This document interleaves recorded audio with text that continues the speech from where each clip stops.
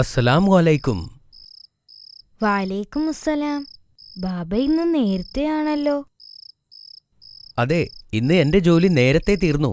ദിവസവും ബാബയുടെ ജോലി നേരത്തെ തീരാൻ ഞാൻ പ്രാർത്ഥിക്കുകയായിരുന്നു. വളരെ നല്ലത്. അമീർ, നീ ഇപ്പോൾ എന്താണ് ചെയ്തുകൊണ്ടിരിക്കുന്നത്? ഞാൻ എൻ്റെ ഹോംവർക്കെല്ലാം ചെയ്തു തീർക്കുകയായിരുന്നു. ഇനി TV കണ്ടാലോന്ന് ആലോചിക്കുക. That is good. എന്നാൽ നമുക്ക് ഒരുമിച്ചിരുന്ന് TV കാണാം. വേണ്ട ബാബ, എനിക്ക് TV കാണാൻ വലിയ താല്പര്യമൊന്നുമില്ല. എനിക്ക് കഥകൾ കേട്ടാൽ മതി ബാബ. മാഷാ അല്ലാ, പ്രവാചകന്മാരുടെ പ്രവർത്തനങ്ങളെപ്പറ്റി പഠിക്കേണ്ടത് പ്രധാനമാണ്. അവരുടെ ജീവിതത്തിൽ നിന്ന് നിനക്ക് ധാരാളം കാര്യങ്ങൾ പഠിക്കാനാകും. അത് സത്യമാണ്. സത്യത്തിൽ എൻ്റെ കൂട്ടുകാർക്കും പ്രവാചകന്മാരുടെ കഥകൾ ഇഷ്ടമാണ്. ആ, നീ ഈ കഥകൾ കൂട്ടുകാർക്ക് പറഞ്ഞു കൊടുക്കാറുണ്ടോ? തീർച്ചയായും ഞാൻ പറയാറുണ്ട്. പ്രവാചകന്മാരുടെ കഥകൾ പറയാൻ അവരെപ്പോഴും ആവശ്യപ്പെടും. ഇന്റർവെൽ സമയത്ത് ഞാൻ പറഞ്ഞു കൊടുക്കും. മാഷാ അല്ലാ, നീ മിടുക്കനായൊരു കുട്ടിയാണ്. ഇന്ന് എനിക്ക് മറ്റൊരു നബിയുടെ കഥ പറഞ്ഞു തരാമോ? ഇൻഷാ അല്ലാ, ശരി, പറയാം. കഴിഞ്ഞ ദിവസം ഞാൻ ആരുടെ കഥയാണ് പറഞ്ഞു തന്നത്? ഇന്നലെ ബാബ സുലൈമാൻ നബി അലൈഹിസ്സലാമിന്റെ കഥയാണ് പറഞ്ഞു തന്നത്. അടുത്തതായി ഞാൻ ഇസയ്യ നബിയുടെ കഥയാണ് പറയാൻ പോകുന്നത്. നീ ശ്രദ്ധിച്ചു കേൾക്കണം. അതാരാണ് ബാബ? ദാവൂദ് നബിയുടെ കാലശേഷം ജീവിച്ചിരുന്ന പ്രവാചകനാണ് അദ്ദേഹം. ഈസാ നബി ജനിക്കുന്നതിന് മുമ്പേ തന്നെ അദ്ദേഹത്തെക്കുറിച്ച് പ്രവചിച്ചവരിൽ ഒരാളാണ് ഇസയ്യ നബി അലൈഹിസ്സലാം. ഇനി നമുക്ക് കഥയിലേക്ക് കടക്കാം. ബിസ്മില്ലാ.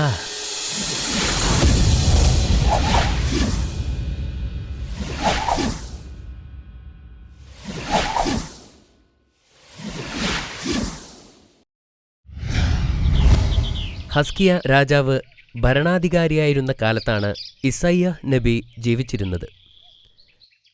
ഹസ്കിയ ഒരു നല്ല രാജാവായിരുന്നു. അദ്ദേഹം അല്ലാഹുവിൽ വിശ്വസിച്ചിരുന്നു. പ്രവാചകൻ പറയുന്നത് ശ്രദ്ധിക്കുകയും പ്രവാചകനിൽ നിന്ന് ഉപദേശങ്ങൾ സ്വീകരിക്കുകയും ചെയ്തിരുന്നു.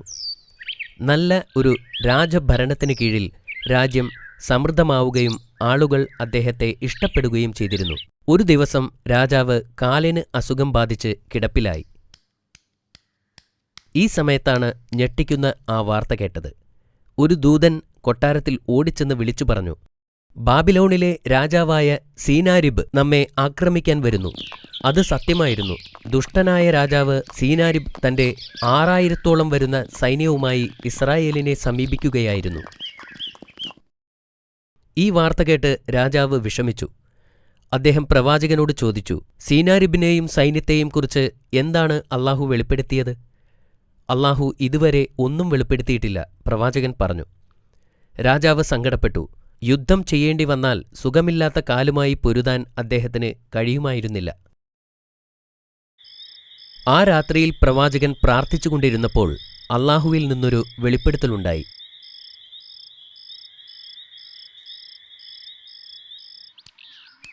ഈ സന്ദേശം രാജാവിനെ അറിയിക്കാൻ അദ്ദേഹം കൊട്ടാരത്തിലേക്ക് പോയി. ഹസ്കിയയുടെ മരണം അടുത്തിരിക്കുന്നുവെന്നും അതുകൊണ്ട് ഒരു പിൻഗാമിയെ നിയമിക്കണം എന്നും അല്ലാഹു പ്രവാചകനോട് പറഞ്ഞതായി പ്രവാചകൻ രാജാവിനോട് പറഞ്ഞു. പ്രവാചകൻ ഇത് അദ്ദേഹത്തോട് പറഞ്ഞപ്പോൾ രാജാവ് ഖിബലയിലേക്ക് തിരിഞ്ഞു. ആത്മാർത്ഥതയോടെ പ്രാർത്ഥിക്കാൻ തുടങ്ങി. ലോകനാഥനായ അല്ലാഹുവേ, ഞാൻ ചെയ്യുന്നതിനേക്കാൾ നന്നായി നിനക്കറിയാം. എന്റെ രഹസ്യവും പരസ്യവുമെല്ലാം നിന്നോടൊപ്പമാണ് എന്നദ്ദേഹം പ്രാർത്ഥിച്ചു.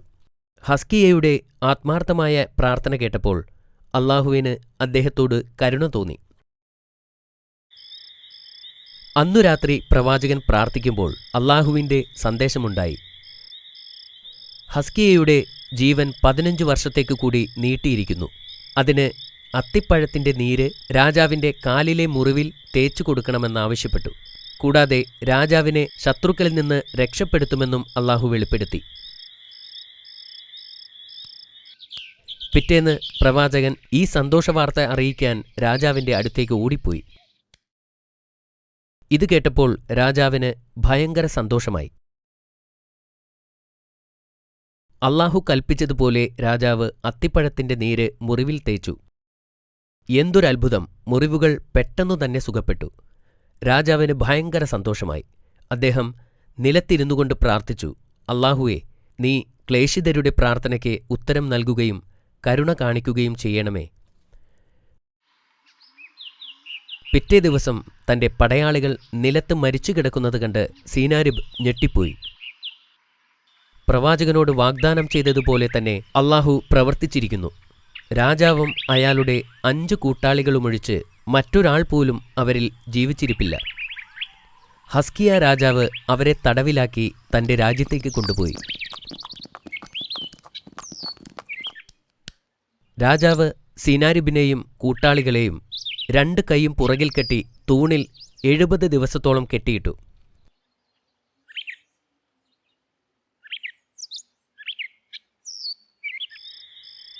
എഴുപത് ദിവസത്തിനു ശേഷം അള്ളാഹു പ്രവാചകനോട് സീനാരിബിനെയും കൂട്ടാളികളെയും അവരുടെ രാജ്യത്തേക്ക് വിട്ടയക്കാൻ കൽപ്പിച്ചു.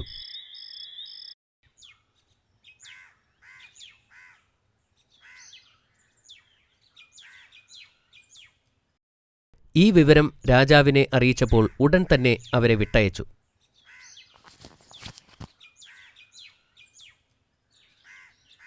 സീനാരിബ് തന്റെ രാജ്യത്തെത്തിയതിനു ശേഷം മന്ത്രിമാരെയും ഉപദേഷ്ടാക്കളെയും ഉൾപ്പെടെ എല്ലാവരെയും ഒരുമിച്ച് കൂട്ടി.